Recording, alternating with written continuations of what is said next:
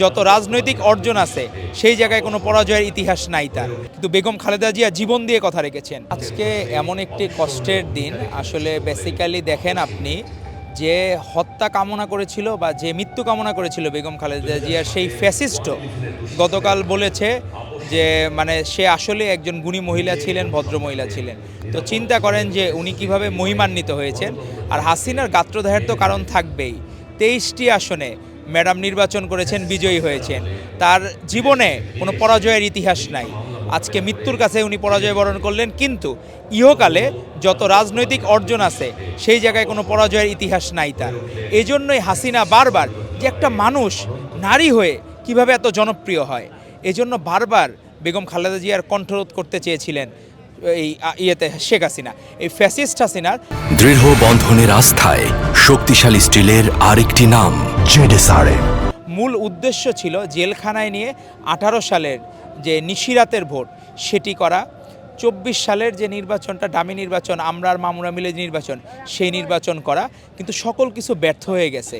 মহিমান্বিত হয়েছেন বেগম খালেদা জিয়া। আপনি দেখেন যে গণতান্ত্রিক ধারা অব্যাহত রাখার জন্য 2008 সালের নির্বাচনে উনি জানেন নিশ্চিত পরাজয়, তারপরে উনি গিয়েছেন শুধুমাত্র দেশে গণতন্ত্র ঠিক রাখার জন্য। উনি নিজে আপোষ করেছেন যে 2-3 বার, এই আপোষ হয়েছে দেশকে বাঁচানোর জন্য, বাংলাদেশকে ভালোবাসার জন্য।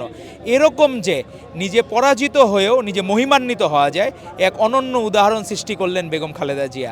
আজকে ফ্যাসিস্ট হাসিনা দেখেন যে গোলামির জিঞ্জির বহন করে উনি এখন পলাতক, আর বেগম খালেদা জিয়া স্বাধীনতার পতাকা বহন করে আজও মহিমান্বিত, এবং উনি অনন্য ধারায় মহিমান্বিত। অন্য অনেক রাজনীতিবিদ কথা দিয়ে কথা রাখেন না, কিন্তু বেগম খালেদা জিয়া জীবন দিয়ে কথা রেখেছেন। আজকে দেখেন আপনি এখানে যে ডকুমেন্টারিগুলো দেখাচ্ছে, আপনি সে জায়গায় দেখতে পারবেন তার কথাগুলা। উনি বলেছেন বাংলাদেশের বাইরে তার কোনো ঠিকানা নাই, এবং দেশকে যে এভাবেও ভালোবাসা যায়। চিকিৎসার জন্য লন্ডনে যখন ছিলেন তখন বলা হয়েছিল যে আপনি লন্ডনে চিকিৎসা নিয়ে যান ম্যাডাম, উনি বলেছেন না আমি দেশে যাই। আমাদের সাধারণ মানুষের যে আবেগ, আপনি দেখেন যে আপনি একটু আগেই হয়তো বা সাধারণ মানুষজন ইন্টারভিউ নিচ্ছিলেন, তারা কিন্তু অন্য কোনো কিছু পার্টি বোঝে না, তারা দল বোঝে না, তারা বিএনপি বোঝে না, কিন্তু তারা বেগম খালেদা জিয়া বোঝে, যে বেগম খালেদা জিয়াতেই তাদের মুক্তি সম্ভব ছিল। উনি নিজে এই দেশে মানে উনি প্রাউড ফিল করতেন যে এই দেশে মৃত্যুবরণ করলেও এটা মহিমান্বিত মৃত্যু হবে আমার। এরকম যে হৃদয়ে ধারণ করা এরকম রাজনীতিবিদ এই দক্ষিণ পূর্ব এশিয়ায় বিরল, এবং হাসিনার আরও বেশি গাত্রদাহ হবে তার পিতার জানাজায়ও, যেমন সেও ফ্যাসিস্ট ছিল, তার জানাজায় লোক হয় নাই, এখন হাসিনার জানাজায়ও এটা মানে করুক যে আমরা হলো কি শত্রুরও খারাপ বলতে নাই, কিন্তু এইটাই হলো বিষয় যে মানুষ কীভাবে মহিমান্বিত করে বেগম খালেদা জিয়াকে। আপনি পুরা দেখেন দক্ষিণ প্লাজা শুরু করে কমপক্ষে আপনার ব্যাপক মানুষজনের যে জনসমাবেশ, 1.5 কোটি মানুষের জনসমাগম আমরা আশা করছি, এটি বিরাট একটি প্রত্যাশিত। সেখানে ফ্যাসিস্ট হাসিনা সর্বোচ্চ ঘৃণিত আর সর্বোচ্চ মহিমান্বিত, সর্বোচ্চ গৌরবোজ্জ্বল আমাদের আপসীন দেশনেত্রী বেগম খালেদা জিয়া। উনি অমর হয়ে থাকবেন নিজের কর্মগুণে, নিজ দক্ষতায়, নিজের ভালোবাসায়, জনগণের ভালোবাসায় উনি অমর হয়ে থাকবেন আমাদের মাঝে। আসলে আমাদের ধরেন একটা মানুষ, এরা হচ্ছে কি জিয়া পরিবার হচ্ছে বাংলাদেশের একজন সাধারণ মানুষের কষ্ট হবে, এই কষ্টও তারা টলারেট করতে পারেন না।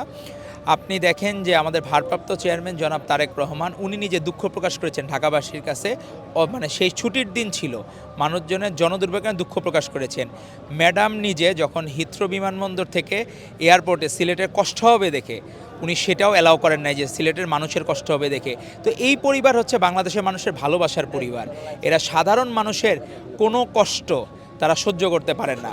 তো এই জায়গায় হচ্ছে তারা বেগম খালেদা জিয়া এবং আমাদের ভারপ্রাপ্ত চেয়ারম্যান জনাব তারেক রহমান আসলে যে ভালোবাসায় সিক্ত হয়েছেন, যে ভালোবাসা পেয়েছেন, বাংলাদেশের মানুষই এখন তার পরিবার। এতিম হয় এটি অত্যন্ত কষ্টের, তারা সামান্য পশু পাখি এদেরও কষ্ট হবে সেটা টলারেট করতে পারে না জিয়া পরিবার।